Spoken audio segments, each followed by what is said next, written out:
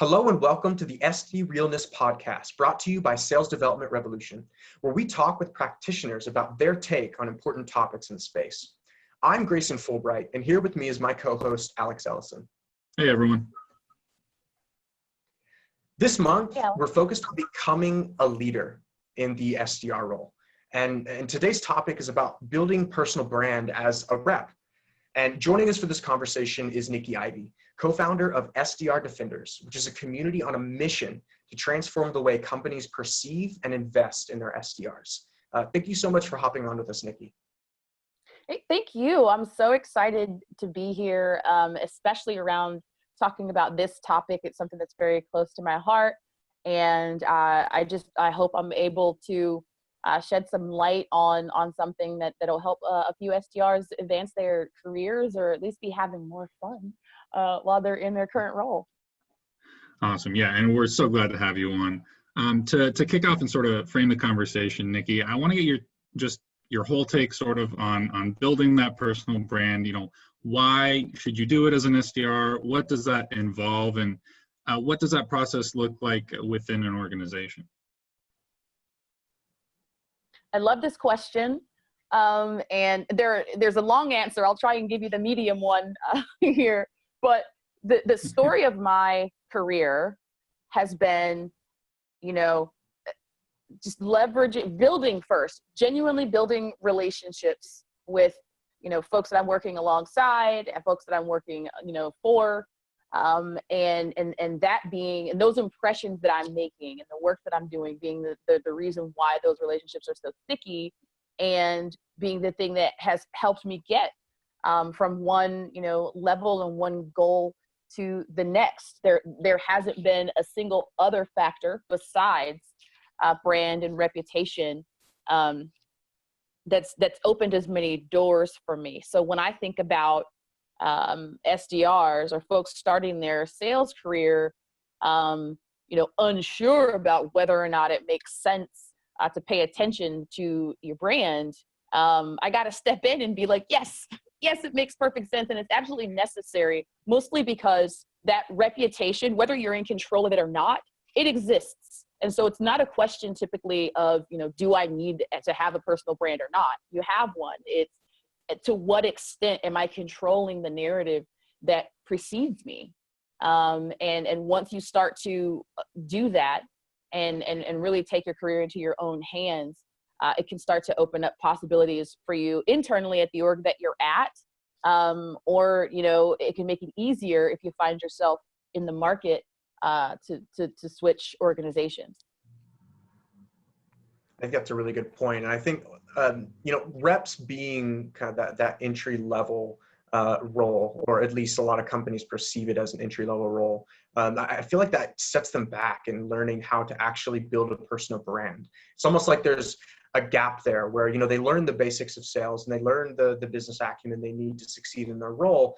But in your opinion, do you think organizations are doing enough to give SDRs that platform or that foundation to really start building upon their brand and their career? Their career, I couldn't speak to. That'd be up to the individual, organizations. I know there are some folks who are really getting it right. But by and large, no. Most organizations are not empowering their employees in general, and then in particular their SDR team, to be able to build that brand. And I think on the part of a lot of organizations, there is this question or this fear of, are they going to be doing the activities that, that build their brand during time when they're supposed to be being productive for the organization and doing their job? And what if they lose focus?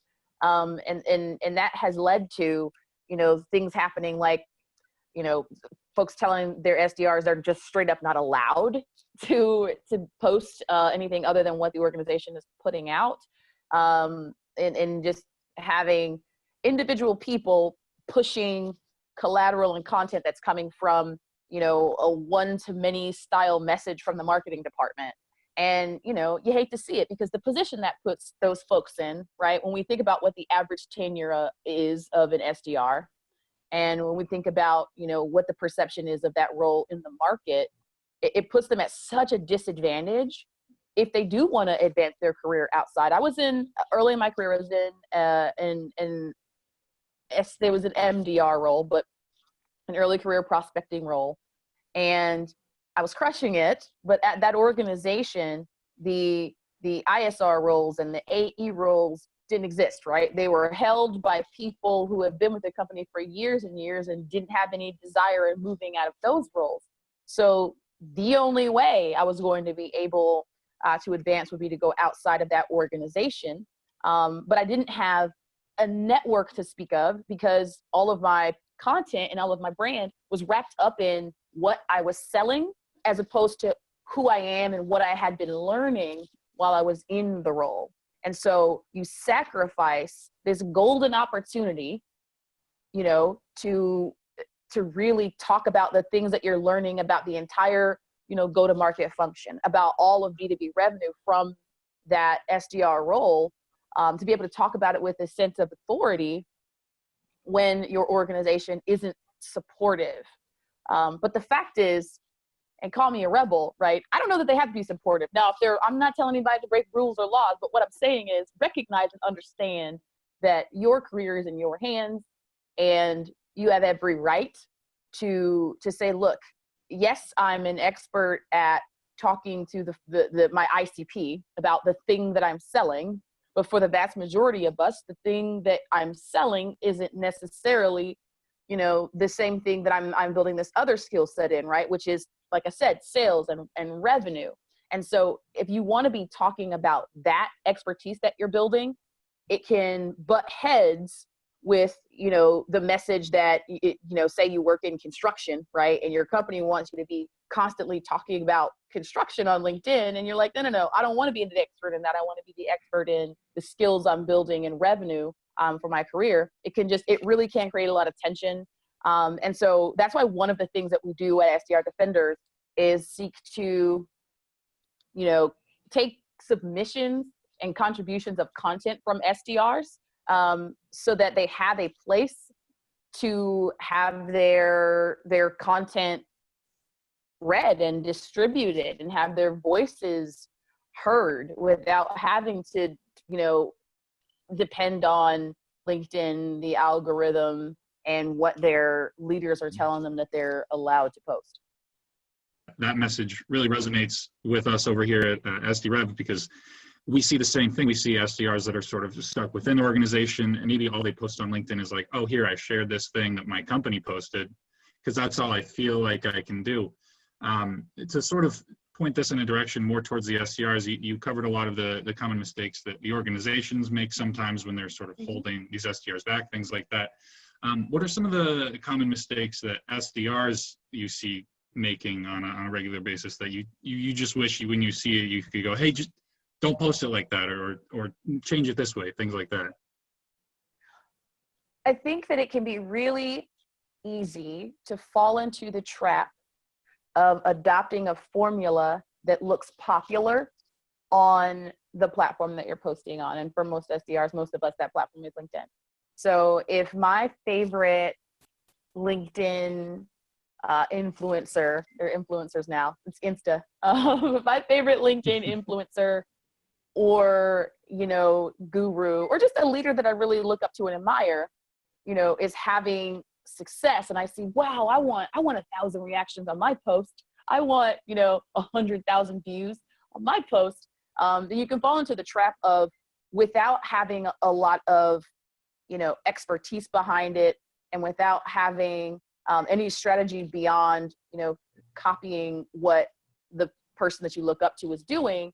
I see folks falling into the trap of regurgitating things that they've seen versus documenting their own experience and proving out that fact that there is a lot that everyone in an organization can learn from what SDRs are doing every day. So that's the number one thing, is just not talking about their own experience.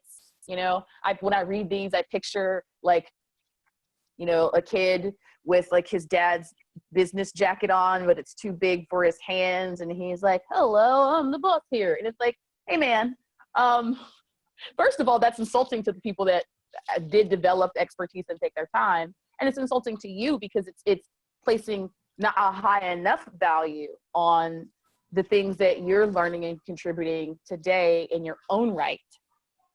So that's really the only one. Other than that, I'm seeing a lot of folks right now, especially just straight going for it. Just, just posting without waiting to know if they're going to get it perfect. And I stand all of that. I really do support what folks are doing, and people reach out to me individually a lot and ask for tips. And, as much as I possibly can, I'm here for that as well. So I don't really see, I think there's enough folks covering everything SDRs do wrong, right?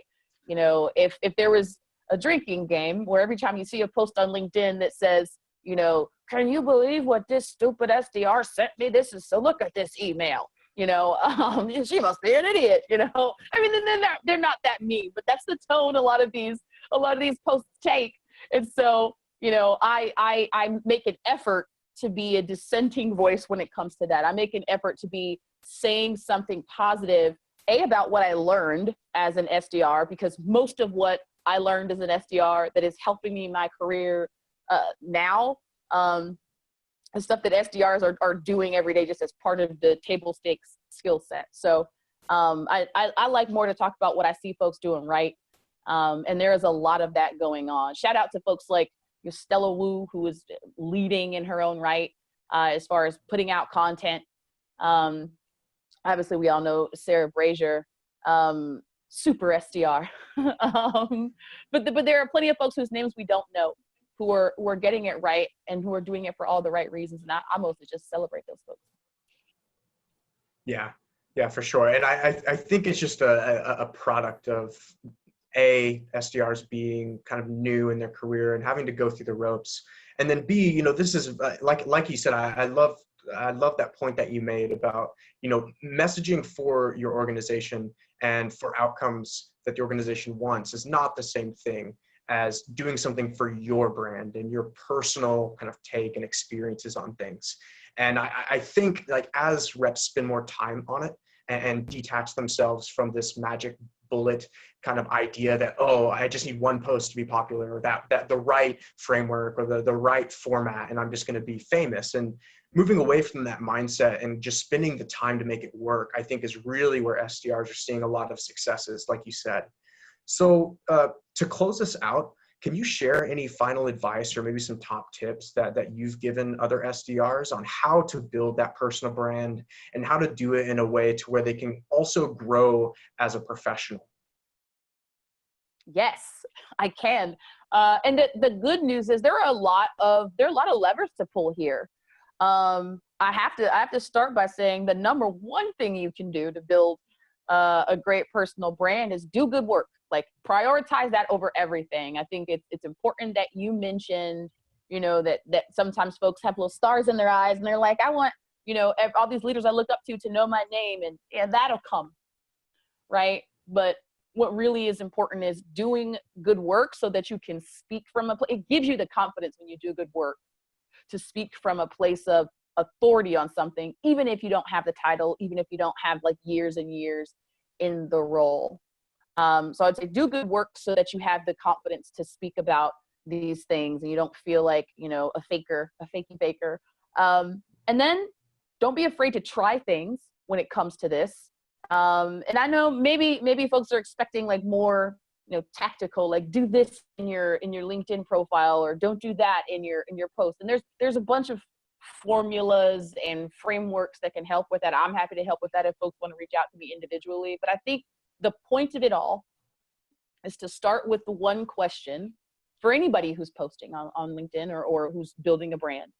Start with the one question: who do I want to help? And then find those people. Their community might not live on LinkedIn. It might live on Facebook or Instagram, or they might just regularly subscribe to newsletters, and that's how they interact with each other. But find the people who you want to help.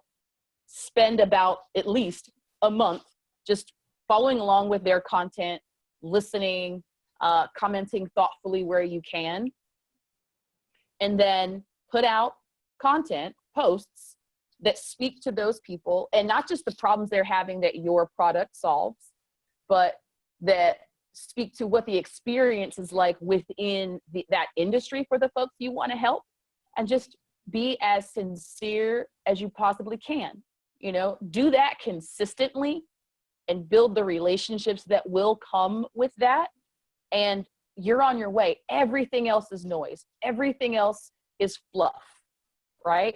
Views are just, I look at views as, you know, this is how many opportunities I had to engage someone with my content. And I like more opportunities to engage people with my content. So to that extent, yes, views are important.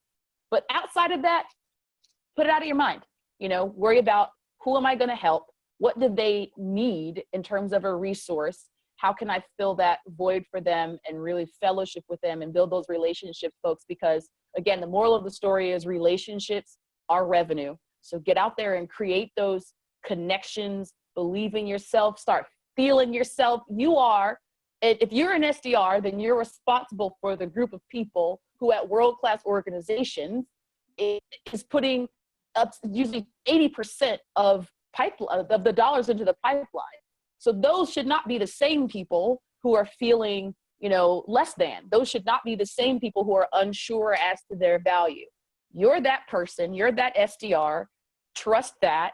Trust your expertise from what you're learning every day about the work that you're doing, and figure out who you can help with it, and then just go. Yeah, I love that. I think the phrase that you coined, relationships are revenue, I think that's so applicable here, both for the organization and for the rep. Because like you said, you know, organizations get benefits from reps building their personal brand too. But at the end of the day, it's the individual's choice and the individual's career that's at stake here. And relationships generate value or revenue sometimes. And I really love that idea. So Nikki, thank you so much for joining us today to talk about personal branding for SDRs. Before we close out, where can people find out more about you and SDR Defenders? I'm all over LinkedIn. I live there now. So you can find me there. Please follow the SDR Defenders LinkedIn page. That is where, as the head of content, I put out weekly, at least one like full-on document that's meant to help you level up. So SDR Defenders LinkedIn page. And if you are looking to contribute, you can, or at least be on the mailing list and be a part of what we're doing. You can go to the website, sdrdefenders.com, and fill out one of the forms there to, like I said, either contribute or become a part of the community. We're really excited about SDRs contributing content and us helping, you know, shine a light on the work that they're doing. Besides that, I do also lead a community on Bravado. That community is called BDR Breakthrough. And that's where I cover some of the deeper topics within sales development and sales, some of the culture topics, and the sort of what are we doing to the people, the people part of what it means to be in this role, and how well we're taking care of ourselves and each other. So I'd love to have each of you in that group over on Bravado as well. A lot of video content and live content that you can't find anywhere else. So yeah, come say hi. I'm friendly. Awesome. Well, hey, thanks so much for joining us, Nikki. This has been Alex and Grayson for the SDRealness Podcast. Until next time, SDRs, keep it real.